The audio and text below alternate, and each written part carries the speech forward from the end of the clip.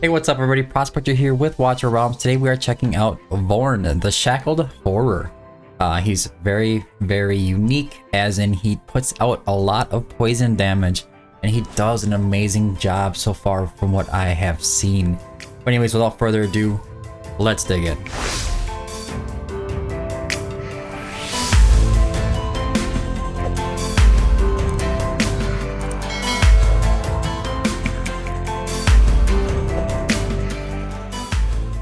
Alright, so first off, I want to point you over to our website here where you can go ahead and check out this hero's kit yourself. All you have to do is type in prospector.gg and then go to the search field here and type in Vorn, and the hero will show up here. The other way of finding these units if they are on the test server prior to being released globally is you go to the hero guides up here, and if you click on this unreleased heroes section right here, it'll filter out all the heroes that are only available on the test server right now. So right now we have Nastia, Vorn, and Vixira all on the test server, but I do have the ability for you to see their skills, their talent, their damage types, everything you want to see, their ranges, the ideal gear sets and artifacts, the attributes, the awakenings, the stage ratings, everything about them. And even if there is a video related content related to this hero, it'll be right here. And also, if you wouldn't mind, if you like to help support the channel, you can always go ahead and you can click on the Smile 1 banner. They give me a revenue kickback for anything you spend in game, and it saves you 10%. So using Smile 1 is a really good idea. Another way to get there is to type in smile1.prospector.gg. Easiest way to get there. I made it so it just redirects you right to the Smile 1 exclusive link, and then you just select what you want to buy. Never purchase things in game if you can get 10% off, right? So anyways, back to the hero's kit. Sorry about that. First off, I want to go over his hero details. He is a marksman and he does magic damage, so he's a little bit like Hex in that way. Hero details at max level. This is his range right here, standard marksman range. He has the hero tags of single target attack, continuous damage that comes from the poisons, ally buff, we'll go over that in a minute, and offensive dispel. So he's going to be pretty good in APOC 2 as well, if he works like he's supposed to. 13.2k HP, 4.29k attack, 989 defense, 1006 magic resistance, 16 cost, block is 1, redeployment time is 60. Attack interval is 2 seconds, so you can really get that down to a nice 1 second attack interval. Attack speed is 100. Everything else here seems pretty standard. Rage regen auto is 14, basic attack is 10, and when he's attacked it's 6. Alright, moving on to the talent right away. Can inflict 2 types of poison on the target. When dealing damage by the basic attack, has a 33% chance to inflict 1 stack of poison and a 33% chance to inflict 1 stack of a different poison. When poison effect expires from the hero's attack target, the hero gains 1% attack increase for each stack of poison expired from this target for 15 seconds, up to a 20% increase.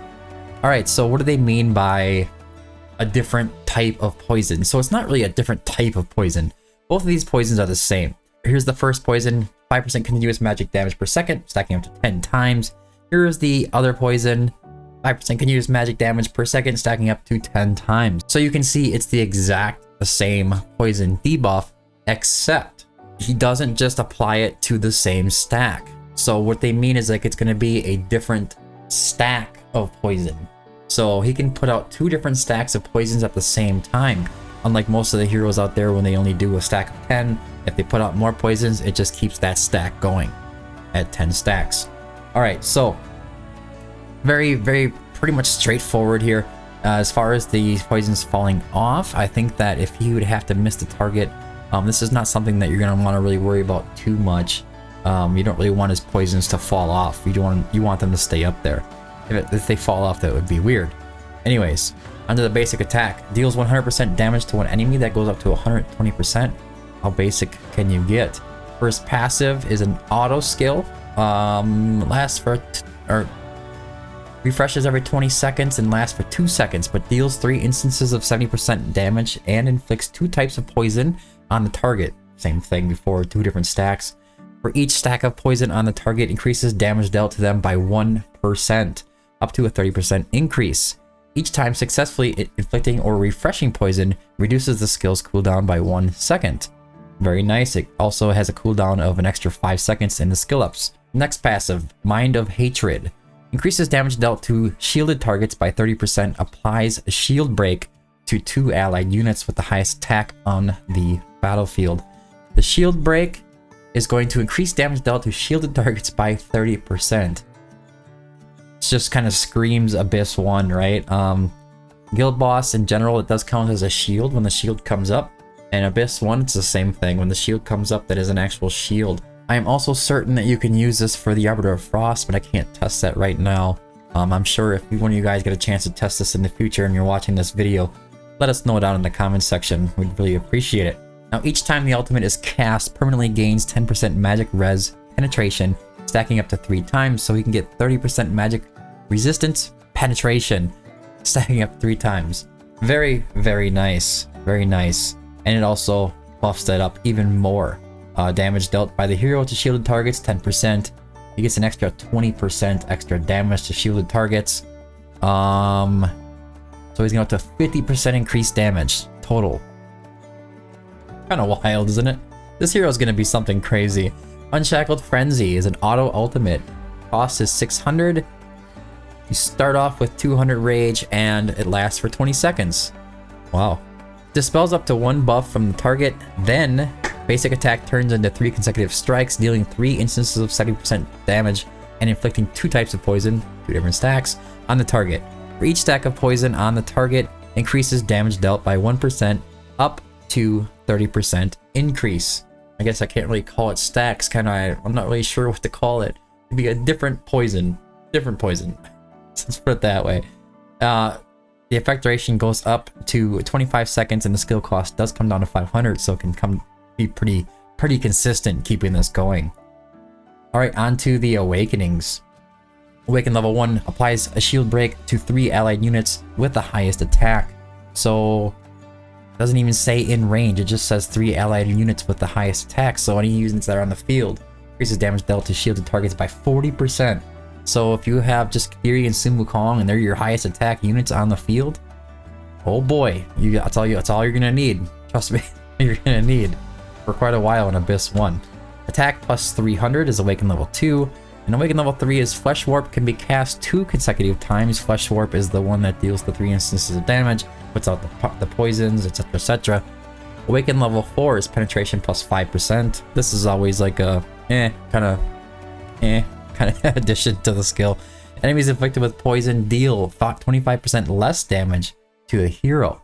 Each time the hero deals damage to a poison target, restores 1% HP for the hero. So he's a little self-healing, and he has a little bit of a damage reduction for himself. I wish that would be against the boss, where the boss would actually deal less damage to allied units if they have so many poisons or something like that. But this is gonna do. He's gonna need it. He has pretty okay-ish health. Alright, so he is of the Piercer and Esotericist faction. The Piercers are obviously, depending on the range, is going to increase their damage. And let's see, Yovar actually does it when deployed. Faction team members' damage increases by 15% every 20 seconds. So he's definitely going to do better under Yovar. But yeah, I think that's going to be the ideal one to go under in that faction, is using Yovar. For Araka, it's going to be a distance thing, and he's not going to get a lot of distance, but he could get, 10, 15, 20% extra damage with her. Now for the Esotericists, we also have Nastia being added as a lord, and increases faction team members' damage against targets inflicted with debuffs by 5% per debuff, up to 40% increase. So this is really, really strong for him. But if you don't have her, Venoma is going to be able to do everything that the other lords are doing. The increased attributes by 15%, the reduces faction team members' skill cost by 25%, but she's also going to make it so you have a 30% rage boost upon their first deployment. So essentially, this usually means that they can just about use their ult as soon as they get placed on the field. As for Cyrus, he's the same thing, except every single time that an ally is defeated or retreats, increases damage of other faction team members by 25% for 8 seconds. This effect can be triggered 1 time every 12 seconds. So he can use his summons, or you can use picking up or cycling Laurel whenever you retreat her, He can get an extra 25% increased damage. There's all kinds of good things happening here with Cyrus. As for the other lords, we do have Vixera as a lord to activate for an epic. And this is kind of the basic same thing as Raiden or a lot of other heroes. Essentially, these two are essentially the same, except Vixera puts out the acute poisoning, which is going to increase the poison damage that the target is taking. So he's putting out poisons, and when she puts that acute poisoning on them, the poisons that he's doing is going to be increased. All right, that covers the lords.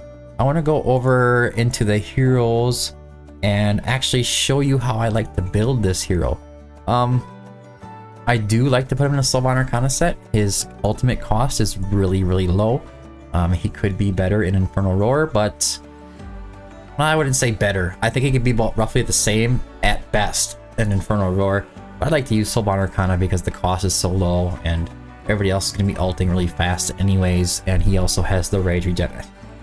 I like Sylvan Arcana for him. And on the left side, we're going to go for Warlord. The reasoning I'm going for Warlord instead of Wicked Vengeance in this build is because the attack percentage. Poisons deal magic damage. So let's go ahead and click on a poison here.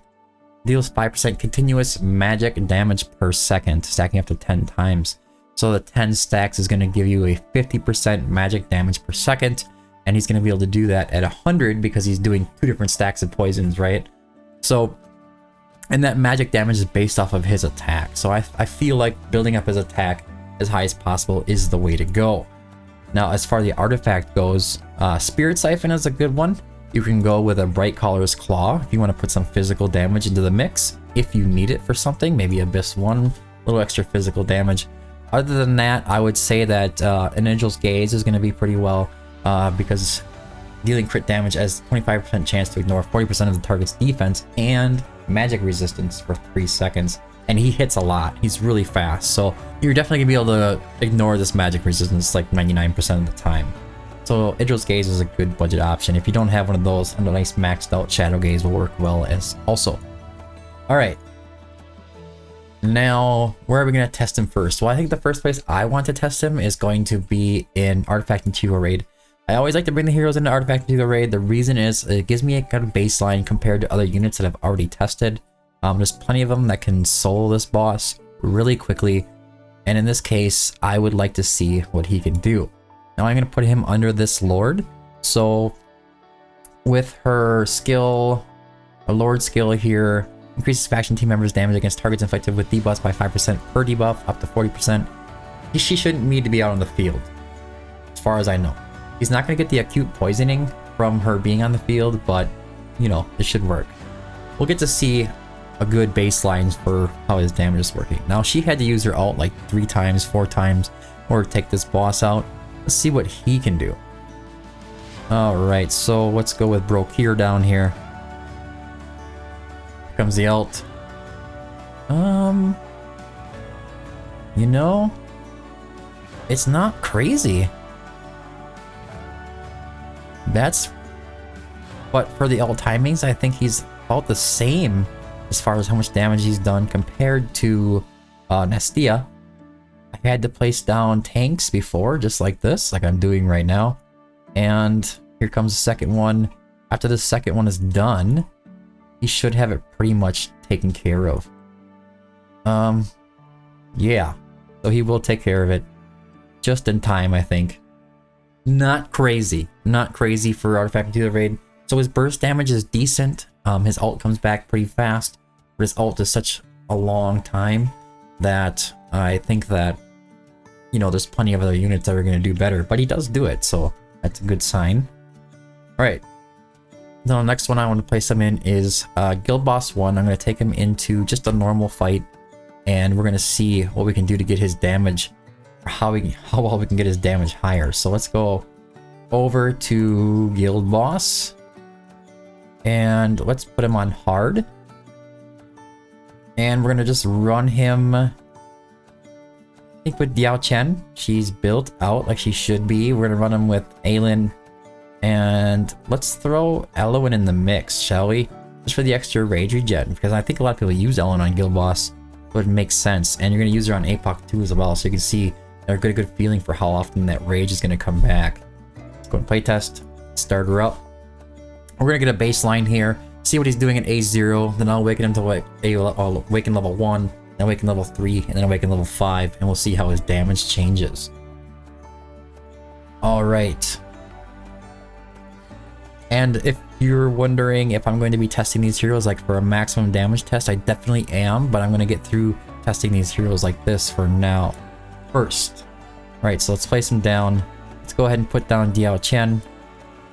Let's put down Eloin.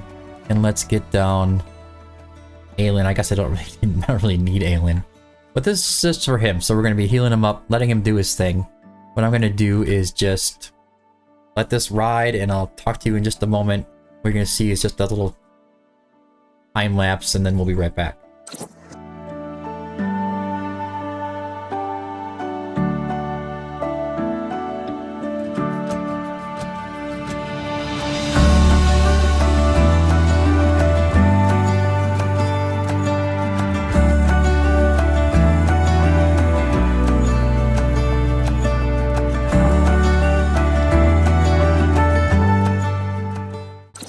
Alright, so we're coming up in the last 5 seconds here.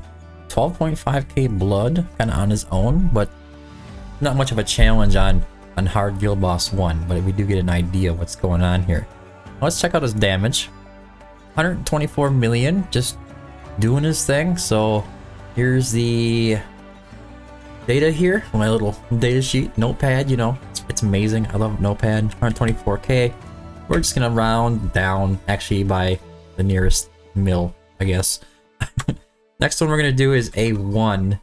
Actually, let's do an A0 with Nastia, just to see how much of a difference having those acute poisonings up there, having the Lord bonus just going wild, and see what he does. All right, so don't worry, we're not gonna do a time lapse for every single one.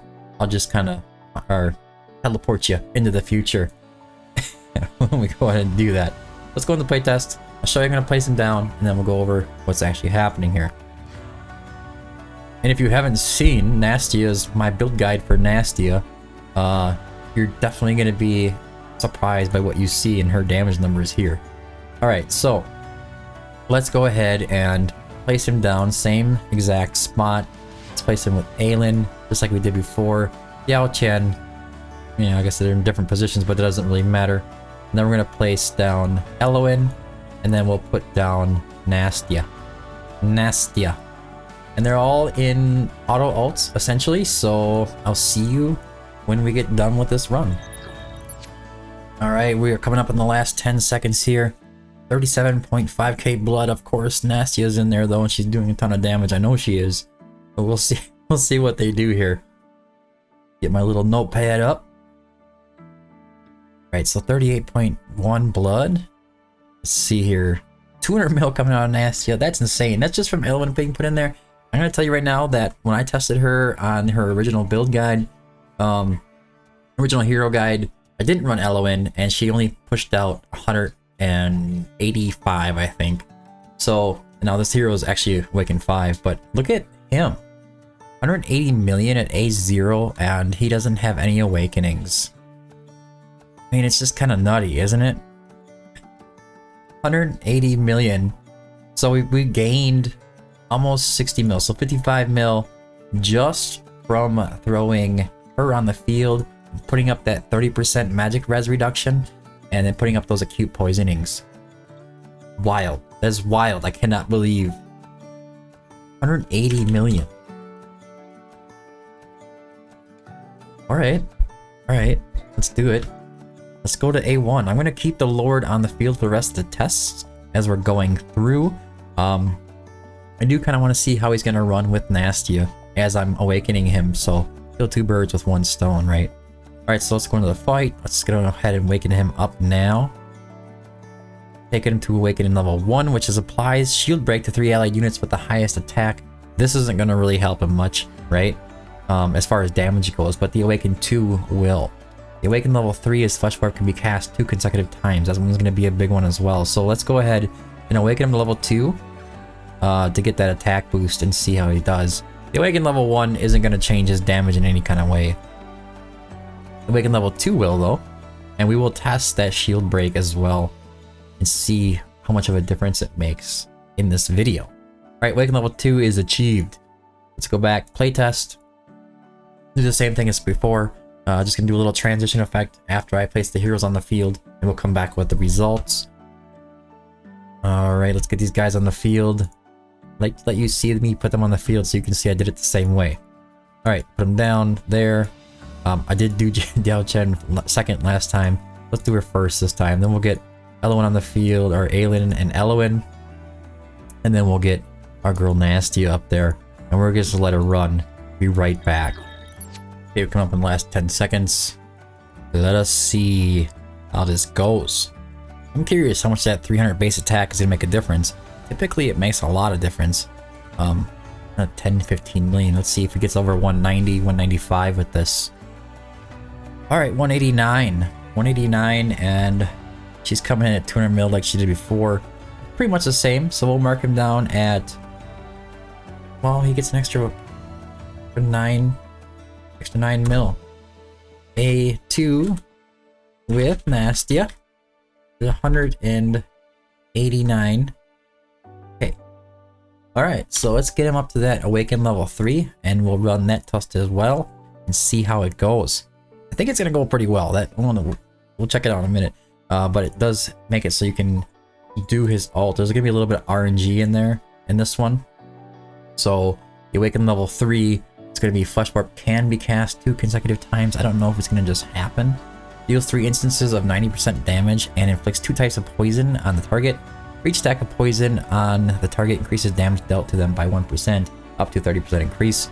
Each time successfully inflicting or refreshing poison reduces the skill's cooldown by 1 second. But the interesting thing is that it's just gonna... I guess it's gonna ensure that the poisons stay up like they should.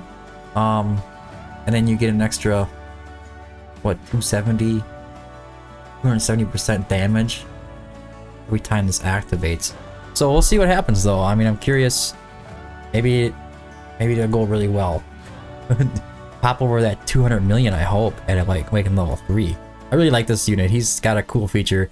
I'm really excited to see how well he does being put into the meta. I definitely know he's going to be in it though. And don't worry, we are going to test out Semra as well. We got to remove those buffs, and then I want to test out how much he actually can increase the shields, or the damage to the shields on Guild Boss 1 here. Okay, so same gig as before. I will place the units down. We will transition effect right into the future and come back with the results. So Yao Chen, Aelin, Elowen, and then Nastia. And that is it. I'll be right back. Okay, we're coming up in the last 10 seconds again. Damage looks a bit higher, which is a good thing. 39.5k blood. We'll find out. Did he pop over that 200 million or not? How much does that make a difference at Awaken level 3? 193 million. So not much. The Awaken level 3 is not that strong unless it's not working right.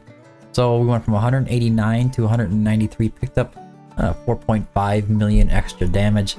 So A3 with Nastia. It could be a good sign that most of his damage is held at his Awakening level 2, Awakening level 0 really. 180 million to 193 is not that big of an increase.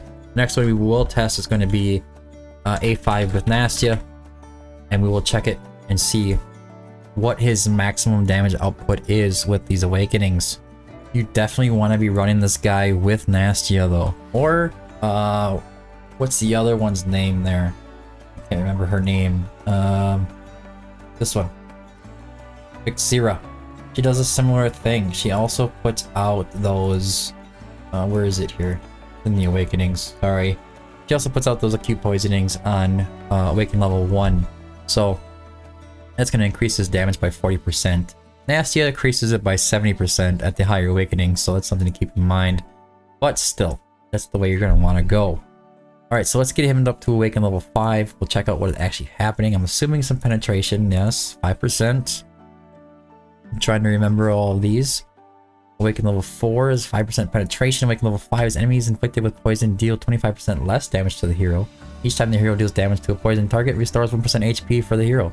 So you're not going to see much of a big difference here. It doesn't seem like it anyways. Awaken level 5 is not going to really boost him out. But since we also have an Awaken level 5, we can check out another thing. 111.7k BP, that's pretty darn decent. I'm definitely going to say he's a pretty good use case for GVG if you want to do affiliation with him or if you want to bring him into Tide or something like that. Alright, so back to the fight. Let's check out his maximum damage. It definitely seems like A1 is going to be a good goal for him. Everything else is kind of added benefits. Utility, I would say. More utility than damage. Alright, so let's place him down. Yao Chen. Activate her ult. We're going to go with Aelin. I don't even know why I'm placing Aelin anymore. And then we're going to go ahead and get Nasty out on the field as well. And then I'll be right back. Okay, last 10 seconds. 38.5. 38.9. 39k blood. So a little bit of an increase. That penetration is definitely helping. 5%. You wouldn't think it'd be too crazy though, because the boss actually doesn't have a lot of magic resistance, but there is some there, so anything you take off the better. Stats is 194 mil. You see the damage didn't really go much higher, and that could be kind of left up to a little bit of RNG. Not much, but a little. So the awakening value as far as damage goes isn't really all that crazy, but with the awakenings he also goes into some other kind of utilities that can be really useful for you. Take a look at him one more time again. Alright, so the awakening level 1 applies a shield break to 3 allied units. The shield break is going to increase damage of the allies that get the shield break by 40% against the shield. Super crazy, right? Awakening level 2 is whatever. Awakening level 3 is Flesh Warp, can be cast 2 consecutive times. The Awakening level 2 and the Awakening level 3 are the ones that are going to increase his damage. After that, you're not going to really get much more. The Awakening level 1 doesn't really do much. It's just about the 2 and 3 for damage. Awakening level 4 is just more, well, I guess these 3 in the middle. But penetration plus 5%, as you saw, wasn't really much of a difference. Awakening level 5 is the enemies inflicted poison deal 25% less damage to him. Only him. Each time the hero deals damage to a poison target, restores 1% HP for him. Only him. So that one's not important. I don't think the penetration is very important. The Awakening level 3 is meh, kind of important, I guess, no, not really. I think the Awakening level 2 is the biggest damage increase just from the base attack of plus 300. That goes to show like how good that base attack boost for these heroes is good at Awakening level 2. We do need to check out these shield break. We need to check out him self-healing. So the self-healing is going to be pretty easy. I'm actually going to take him into Nightmare 4 under the same team, and I'm just going to place him down in the field and just see how much he can self-heal. He is Awakened level 5 now, so we should be able to see him healing himself as he's attacking the target. Alright, so let's just put him down here. He goes, see, 435, 435, 435, 435. Oh, he can self-sustain the whole time. This is... I don't want her there. Get off the screen. He doesn't need a healer. What? That's a lot of healing. Wow. Can he maintain this the whole time, I wonder? I don't even know if he can keep the shield down though from this point. Alright, here he goes with the ult. There goes the first shield. As long as his ultimate is going, it seems to be just fine. Interesting. We're gonna let this ride.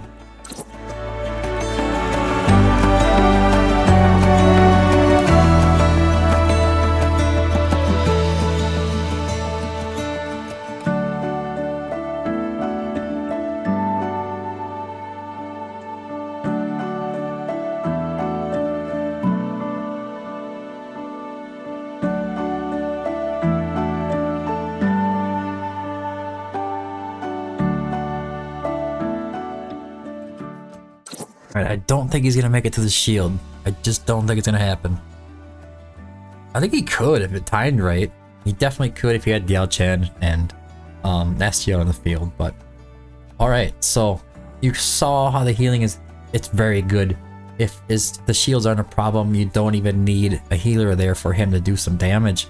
So if you pull him 6 times, you're gonna have some craziness going on as far as his survivability goes.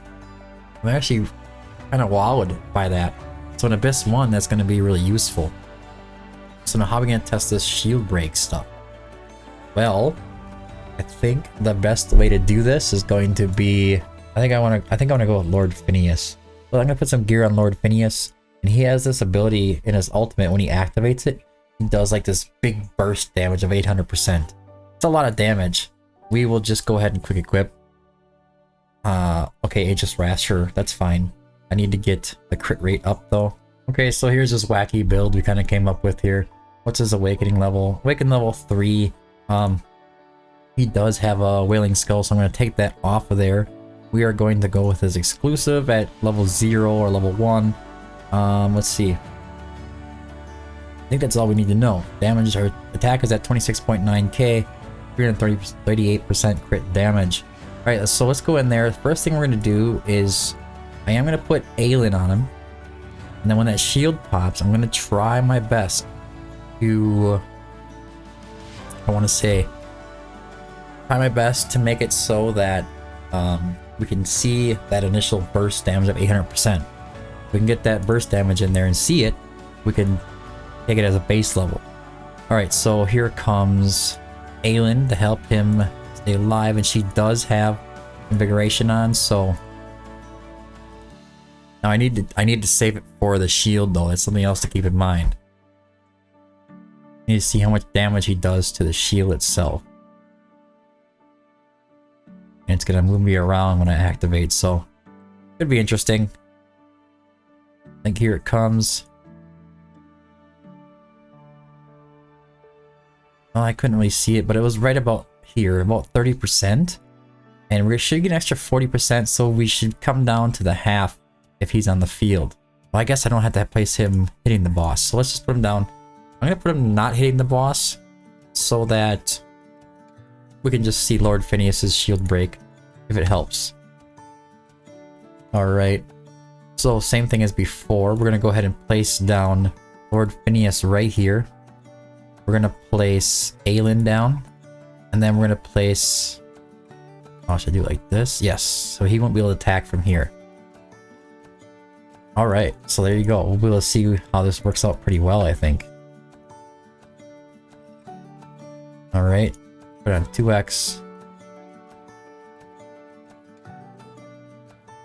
Get up to the shield.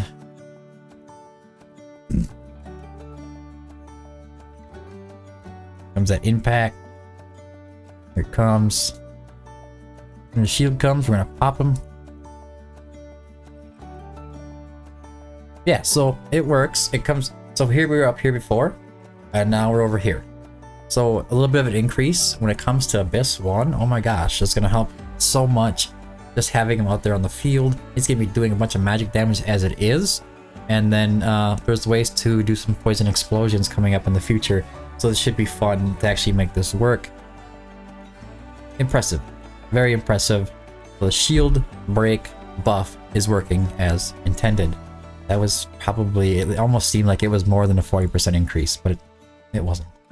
Alright, so buff removal off of Abyss 1. So let's go over to Semra. Not Abyss 1, off Titanic Ruins, I'm sorry. This is the best place to test removing buffs from the boss. And we will test it with this team. This should work just fine. Let's go in there, APOC 2.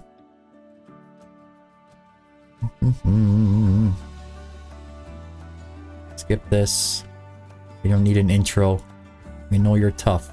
Alright, so let's hit escape. Pause it for a moment.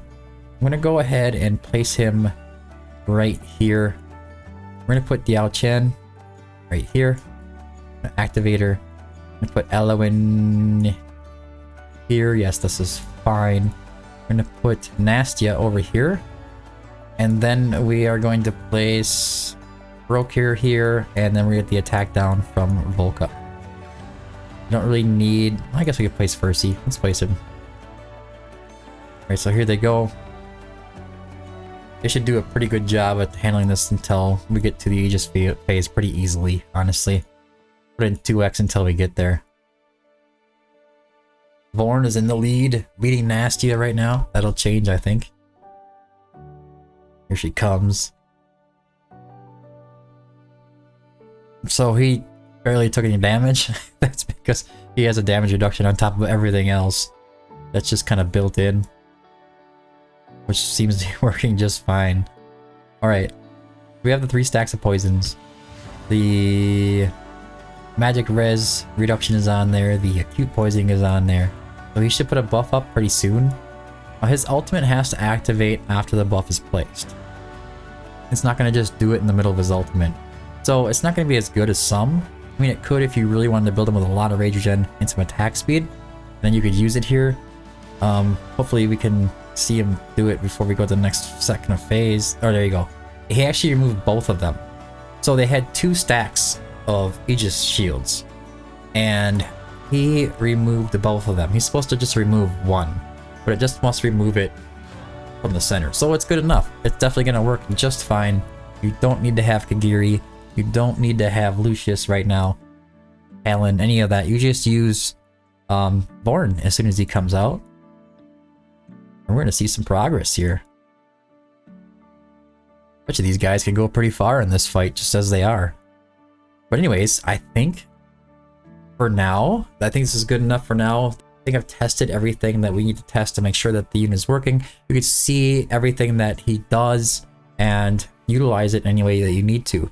Always keep an eye out in the future though. I will probably be doing team comps with Vorn, Nastia coming up within the next week of posting this video. Anyways guys, I think that's it for today's video. I hope you found it helpful. If you did, don't forget to like and subscribe. Also, make sure to join the Discord. All of these links are down in the description below every single video. Join Discord. If you have any questions, feel free to ask right in the general chat there. We also have tier guides, hero guides, staged guides, tier lists, artifact guides, gear cleansing guides. Everything is there right there on the Discord as well. And also don't forget to check out prospector.gg for more detailed and in-depth guides. But anyways, I've been the Prospector. Thanks for tuning in. Until next time, keep digging.